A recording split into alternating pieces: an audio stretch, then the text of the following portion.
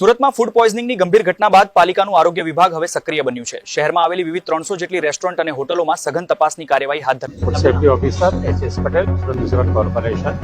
હાલમાં જે food poisoning બાબતનો જે ઇસ્યુ બન્યો છે એના અનુસંધાનમાં આરોગ્ય મંત્રી તેમજ ડેઝિગ્નેટેડ ઓફિસર તેમાં આરોગ્ય અધિકારી શ્રીની સીધી સૂચના હેઠળ હાલમાં સુરત કોર્પોરેશનના દરેક વિસ્તારોમાં દરેક ઝોનોમાં જે કંઈ હોટલ રેસ્ટોરન્ટ હોય એનું ચેક કરવાની કામગીરી ચાલી રહી છે અને એમાં જો કંઈ ત્રુટિ હશે તેની નોટિસ આપવામાં છે. તેમજ હાલમાં રેસ્ટોરન્ટમાં મુલાકાત લઈને પ્રિપેર ફૂડ તેમજ રો મટીરિયલના નમૂના લેવાની કામગીરી ચાલી રહી છે અને નમૂના આપણે પબ્લિક હેલ્થ ઓથોરિટી મહાનગરપાલિકાને ચેક કરવા મોકલીએ છીએ અને એમાંથી જે કંઈ એના રિઝલ્ટ આવશે તેની સામે ફૂડ સેફ્ટી સ્ટાન્ડર્ડ એક્ટ પ્રમાણે આગળની કાર્યવાહી કરવામાં આવશે.